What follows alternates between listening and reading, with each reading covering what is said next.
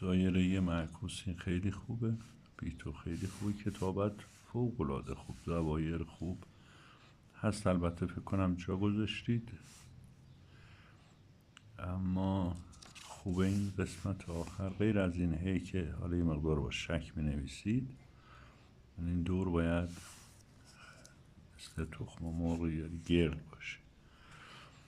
خب میمو دوباره براتون لازمه بگم که ببینید این قسمت دور داشته باشه، مال شما صاف میره جلو. این قسمت زیر تو تناسب دوباره ایش بایستی کوچکتر باشه. دوره دران این حرکت، این سر به این میخوره، اینا به هم با هم ارتباط دارن و متناسب با هم.